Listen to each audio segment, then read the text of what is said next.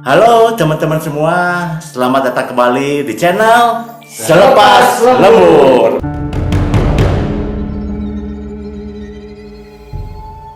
Pada episode kali ini kita akan mendengarkan cerita dari Bang Moyo. Nah, cerita apa ya kira-kira untuk episode kali ini? Sosok makhluk yang ada di Cadas Pangeran. Oh, Cadas Pangeran berarti masih wilayahnya Jawa Barat. Jawa Barat, Ah. Sumedang. Daerah Sumedang. Tidak usah lama lagi, langsung saja kita saksikan bersama-sama cerita dari Bang Moyo. Cerita ini berdasarkan kisah nyata dari kedua orang tua saya.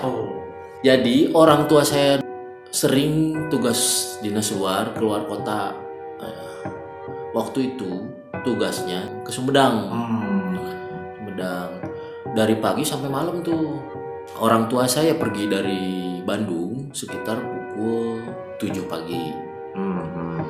Ya, kalau dulu kan belum ada tol ya, belum ada jalan alternatif lah kayak sekarang. Dulu tuh pasti ngelewat Cadas Pangeran. Nah, kira-kira pukul 12 malam lah. Baru selesai tuh urusan tuh. Baru selesai urusan di Sumedangnya. Nah, ketika pulang sekitar pukul 12:30 malam, orang tua saya sudah sampai tuh di daerah Cadas Pangeran. Kan tahu ya kalau Cadas Pangeran itu jalannya segitu aja ya. Ya nggak terlalu lebar lah. Nggak terlalu lebar lah ya. Di sebelah kanannya itu bukit, ke bawahnya jurang kan. Ya, Betul kan? Ya. banyak belokan juga ya. Belokan lah ya, banyak belokan. Nah,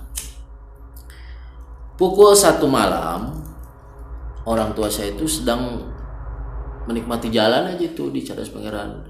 Ngeri-ngeri sedap katanya.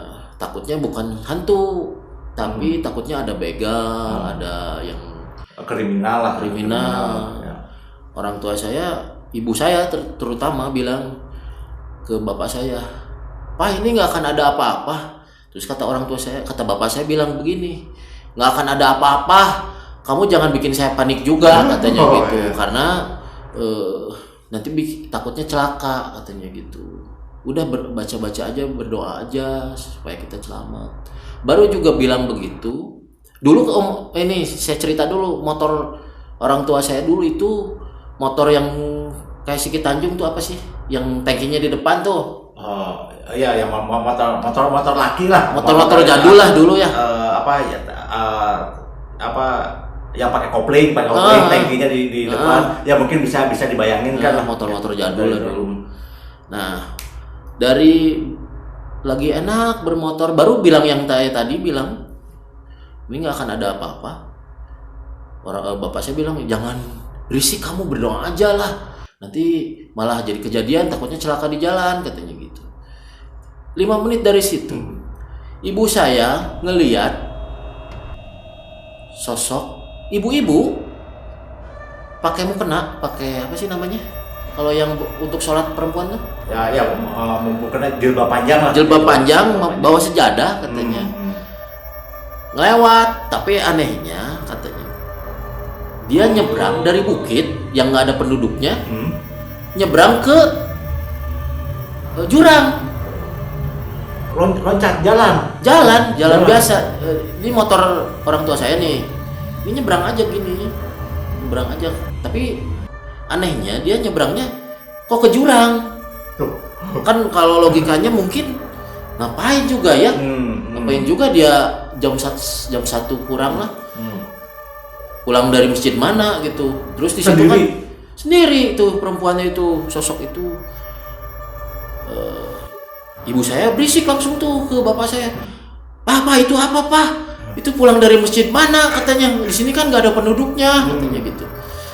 Kalau kata Sundanya mah, kata bapak saya bilang gini, "Cicing maneh tong loba ngomong, si cilaka, geus we antep." Apalagi zaman itu masih sepi kan, kebun sejauh mata memandang, lampu jalan juga kurang juga lampu tuh, kurang juga.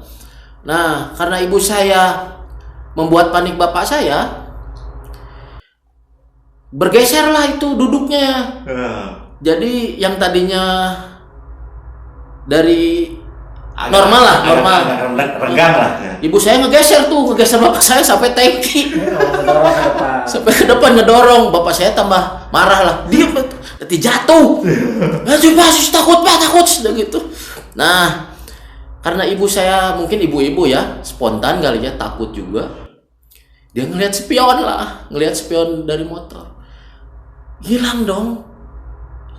Kayak bukan loncat tapi kayak ngelewat tapi hilang aja tuh.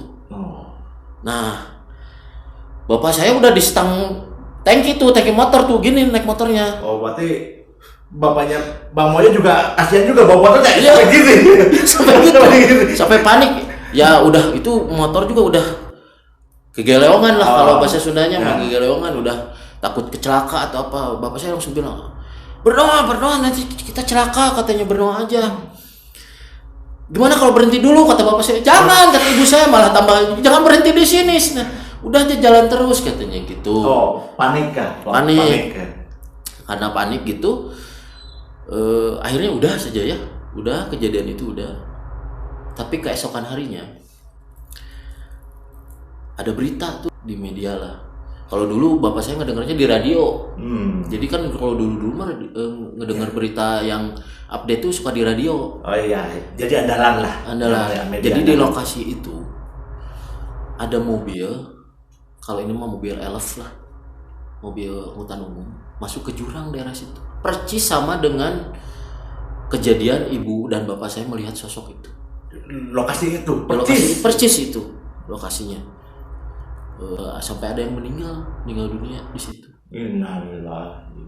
Jadi kecelakaan itu tuh pas paginya gitu. Mungkin pas mau subuh kali ya. Subuh 4:30, 4:30 kali ya. Yang elf itu masuk ke jurang itu. Nah, kalau orang tua saya kan jam 1 kurang kejadiannya. Masih tengah malam. Tapi diberitakan itu kejadian orang tua saya ngelihat sosok itu di daerah situ. Ya mungkin nggak tahu ya, takutnya disangkut pautkan, tapi ada kecelakaan di situ. Nah, bapak saya bilang gini, nah itulah sebenarnya kecelakaan itu dari perbuatan kita sendiri, katanya. Kalau kita nggak baca doa atau apa, kitanya jadi panik, itu bisa mencelakakan diri kita sendiri. Makanya bapak saya waktu itu marah-marah sama ibu saya. Jadi kalau ada apa-apa, jangan sampai membuat panik supirnya lah gitu. Kalau supirnya ikut panik, ya sama-sama takutnya jatuh di motor atau apa. Kan bapak saya juga bilang, saya sampai nyupirin sampai naik ke tangki karena diseret terus sama ibu saya. Gitu. Jadi ceritanya itu aja sih. Serem juga ya itu di tahun-tahun itu kan masih sepi ya mungkin kalau sekarang agak lebar lah, udah ada lebar, jalannya sempit. Kalau sekarang sih udah luas ya, jalannya juga udah luas, udah ada tol, enak. Penerangan juga mungkin sekarang lebih banyak, nggak kayak dulu mungkin ya terbatas mungkin ya, seperti itu. Ya memang untuk daerah itu ya sudah terkenal lah gitu kan, udah terkenal, ada sekian banyak orang yang ngasih cerita ya hal-hal ganjil, hal-hal mistis gitu kan, yang serem-serem di daerah itu. Ya cuman untuk teman-teman semua kan ya bisa diambil pelajaran juga lah. Iya. Selain ketika kita sebelum perjalanan berdoa, di perjalanan juga kita berdoa.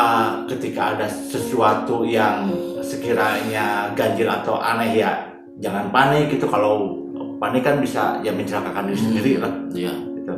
Gimana Kang Ape dari ceritanya nih, selain hikmah-hikmah yang tadi, kira-kira apa nih yang bisa jadi pelajaran nih buat teman-teman juga? Kalau kita melakukan perjalanan malam, apalagi melewati tempat-tempat yang sepi, Cerdas Pangeran kan tempatnya sepi ya, belum begitu banyak pemukiman, kemudian daerahnya bukit dan jurang.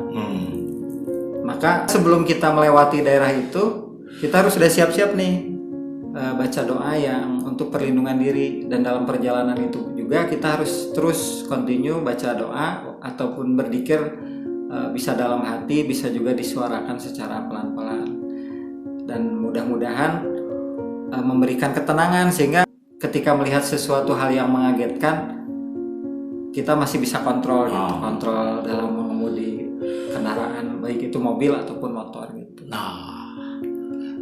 Nah itu teman-teman ya, itu.